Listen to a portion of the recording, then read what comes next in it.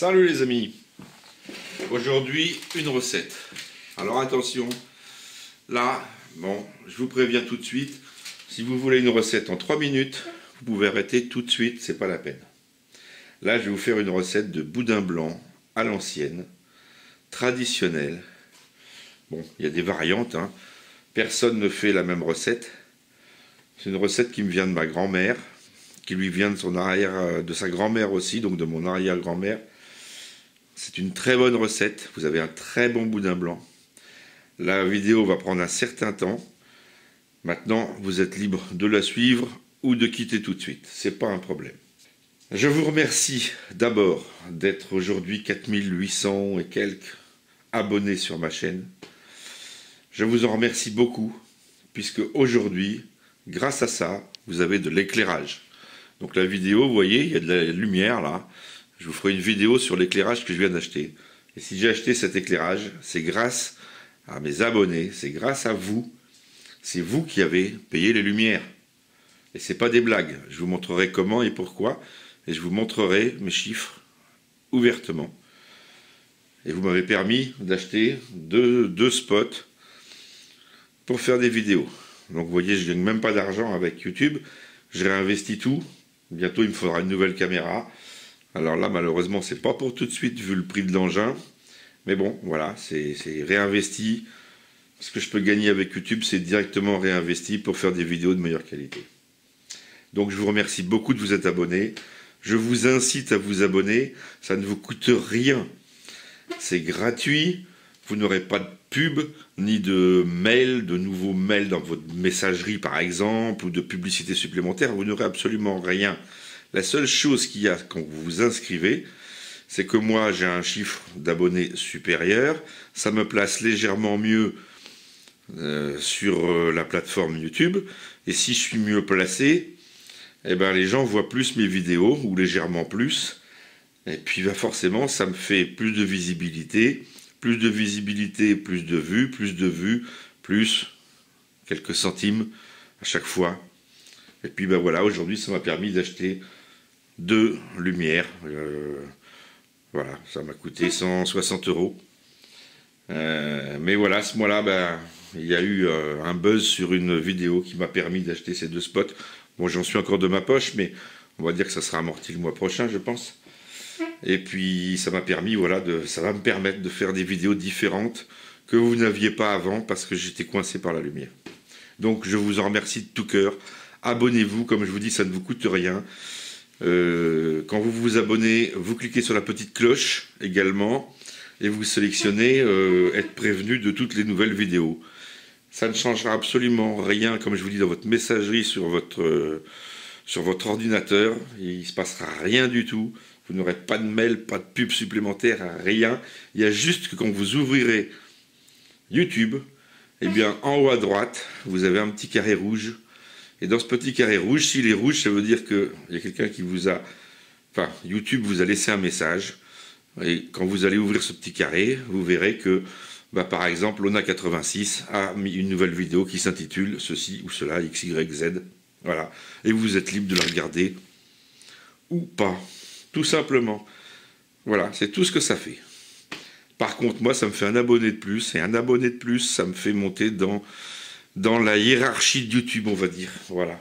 Parce que nous, pauvres Français, vous savez, on est très mal placés et généralement carrément défavorisés par rapport aux Américains, bien sûr. Sachez qu'un Américain gagne environ 4,5 fois plus qu'un Français. Et oui. Aujourd'hui donc, et merci pour ce petit intermède, aujourd'hui donc, boudin blanc. Alors c'est parti, il va nous falloir des oignons. Alors, cette recette-là, je ne vais pas la faire pour faire 10, 20 ou 30 boudins blancs. Je vais la faire pour faire environ 140, 150 boudins. Voilà. Parce que moi je les mets au congélateur, je vais les mettre sous vide. Avec ma machine à vide achetée sur AliExpress, ça c'est une vidéo que je vous ai passée il n'y a pas longtemps. Et qui marche à merveille. Et puis là, d'habitude, j'en fais toujours avec les mêmes quantités, c'est-à-dire environ 2 poitrines.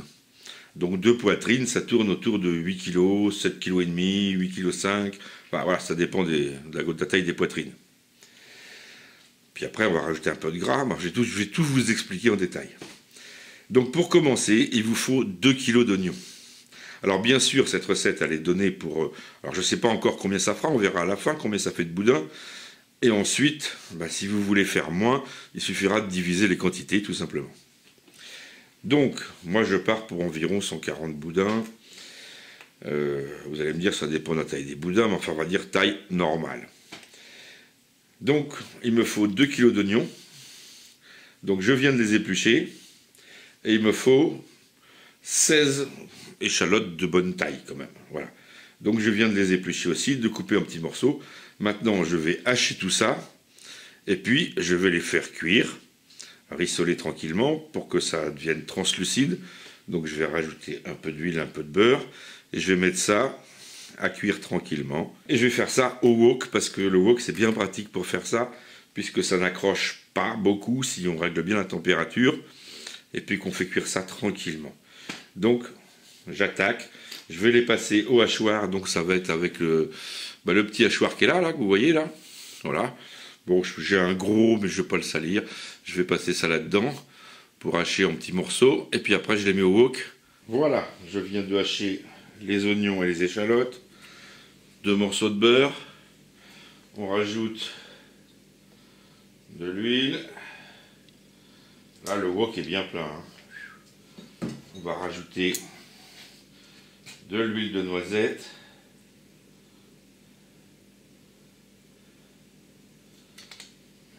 Voilà. Et puis, on va lancer la cuisson. Alors, feu moyen pour... enfin, température moyenne pour commencer. Tout en remuant, bien sûr, et en couvrant. Et on va laisser réduire. Et on va attendre que ça cuise et que ça devienne translucide. Oignons et échalotes sont prêts.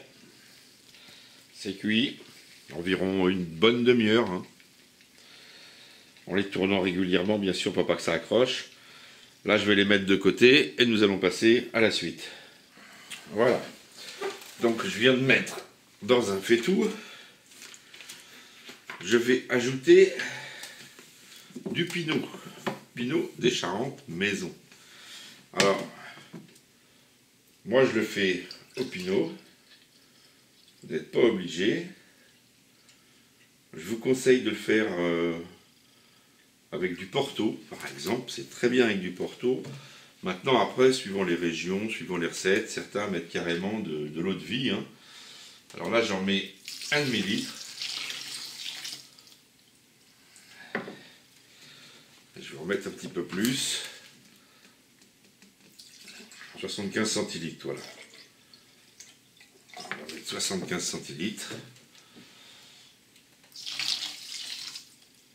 Ensuite, il va nous falloir du pain.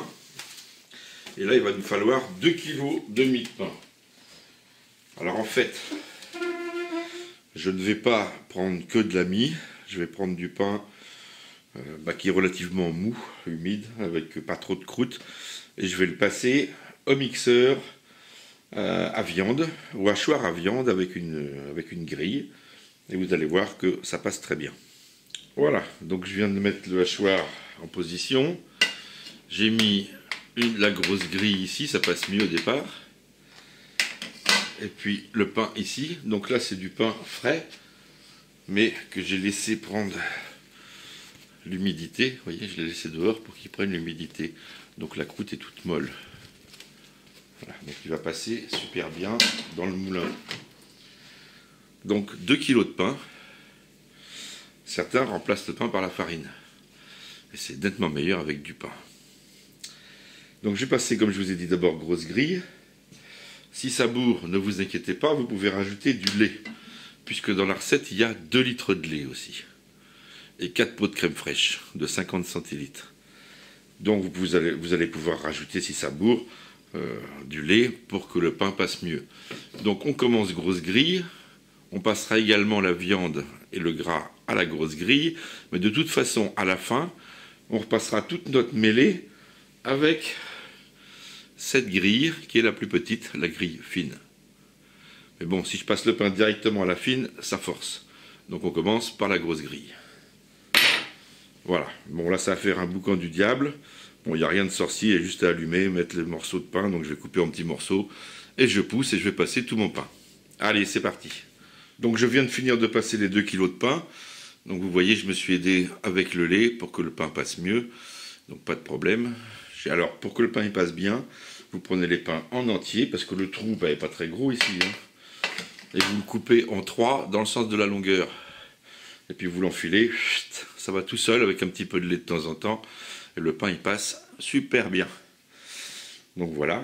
Et je rajoute tout bien sûr dans ma mixture. Bon là je vais faire un peu de nettoyage, ranger un peu la table. Et puis on continue. On va rajouter la crème. Alors, la crème c'est 4 pots. 4 pots de 50 centilitres. Vous pouvez mettre de la crème liquide. Liquide à épaisse. Là j'ai pris de la crème en pot à 15%. On pourrait mettre un peu plus en gras. Il va y avoir déjà du gras. Et en plus j'ai mis du lait entier. Donc bon, on va modérer un peu sur le gras. Donc 15%. Allez, c'est parti. Je vide dans la marmite. Voilà, c'est bon pour la crème. Maintenant, on va passer aux épices. Tout en sachant qu'il reste encore la viande et le gras, bien sûr, hein, à la fin. Alors, épices Rabelais. Je vous montre. Voilà, c'est une petite boîte, ça se présente comme ça. Épices Rabelais. Et à l'intérieur, c'est un sachet.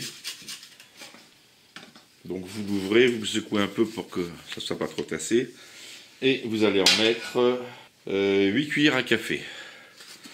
Donc ça déborde pas trop. Hein. Voilà, comme ça. 2, 3, 4, 5, 6, allez, j'en rajoute une petite parce qu'elles étaient belles, celles que j'avais mis. Voilà. Ensuite, nous allons passer au sel. Alors, je vais mettre du sel fin, sans additif. Et je vais mettre 120 g de sel. Donc là, il va falloir que je trouve ma balance pour pouvoir le peser. Je rajoute donc le sel, 120 g. Pesé, bien sûr. Voilà. Noix de muscade, environ 25 bonnes pincées.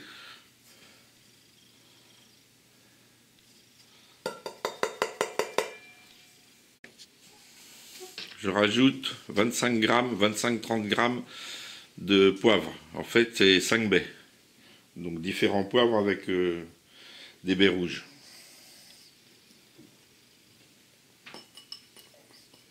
Je vais rajouter 7 œufs entiers.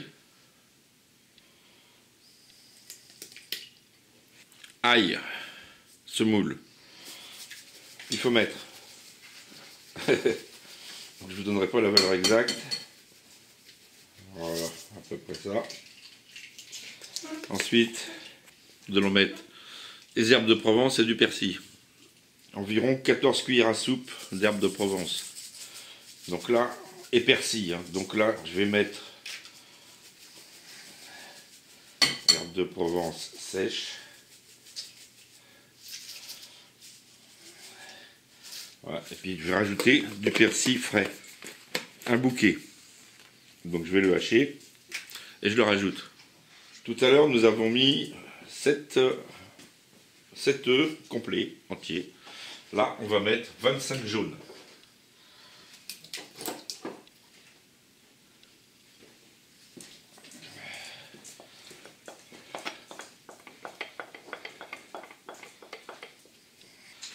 Je rajoute mon persil frais. Voilà, tout y est. Manque que la viande hachée. Alors la viande, ça va être de la poitrine. Voilà, et là, il faut tout mélanger. Pour commencer, mélanger tout ça. Voilà.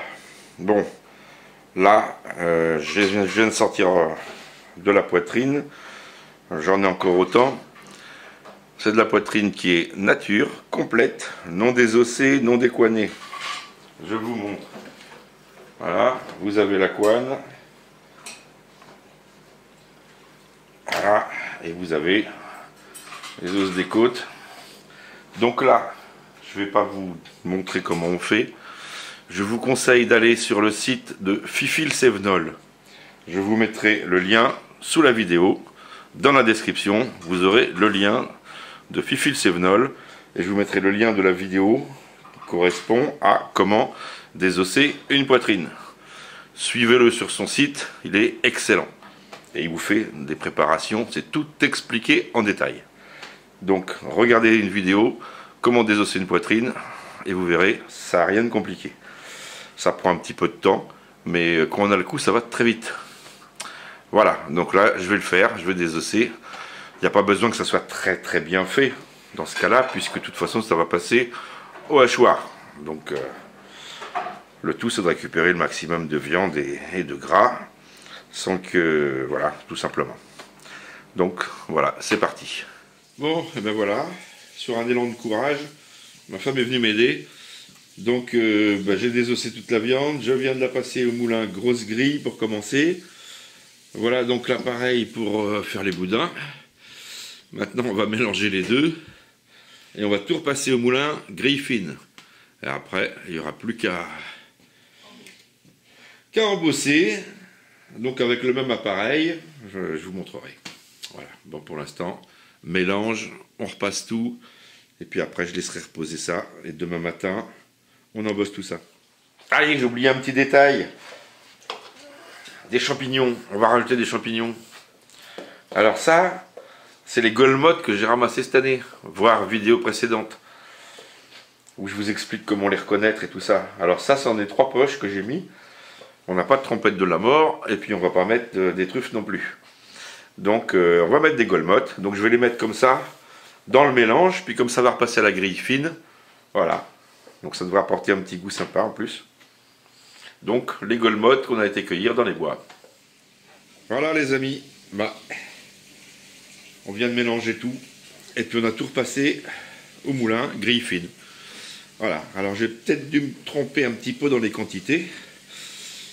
Bon, c'est ma recette de toute façon, hein. Mais la dernière fois que j'en avais fait aux environs de 140. Mais là, je crois qu'on va être sûrement plus près de 200. Hein. Enfin, c'est pas grave. Hein. La machine est prête. On récupère les boudins ici. Ici, les boyaux. Alors, vous avez plusieurs possibilités. Soit vous les trouvez sur des tubes, comme ça. Donc, c'est plus facile à monter avec des tubes, puisque vous le mettez au bout, et puis il suffit après de le faire glisser. Ou alors vous les trouvez en sachet ou en boîte, dans de la saumure. Dans ce cas-là, et ceux-là aussi sont dans la saumure, il faut les mettre dans l'eau froide ou tiède pendant un certain temps pour les dessaler. Vous pouvez graisser aussi la canule pour que ça glisse mieux. Et puis ensuite, je vais vous montrer juste le premier, mais normalement on le fait à deux, il y en a un qui pousse et un autre à l'autre bout. Alors attention au bruit.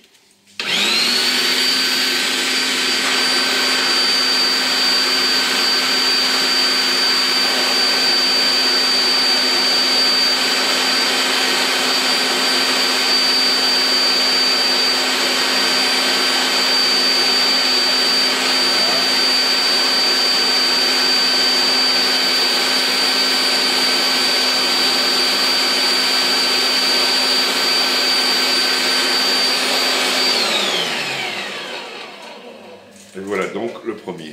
Donc je tourne 3 tours dans un sens, le suivant je le tournerai dans l'autre sens. Donc là on est en train d'embosser. Pendant ce temps-là, sur le feu haut 80 degrés, donc un bouillon, avec oignons, carottes, clous de girofle, feuilles de laurier. On les fait cuire 20 minutes à 80 degrés. Il ne faut pas que ça boue, surtout autrement ils éclatent. Donc on fait tourner par tournée, c'est-à-dire qu'on en fait ici, et puis il y en a 2 à 3 autres tournées qui cuisent pendant ce temps-là, et ça tourne. Je vous montre juste l'embossage.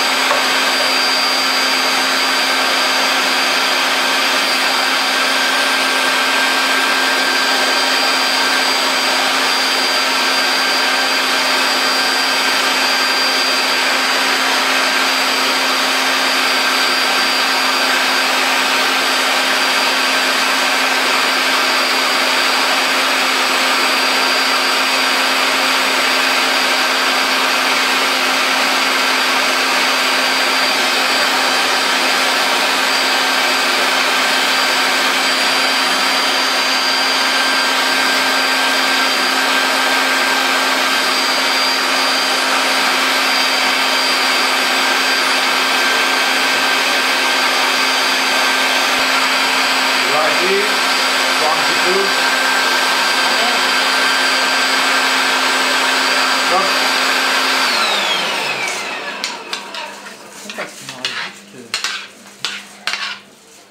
Il faut faire un bouillon. Donc là on fait un petit nœud.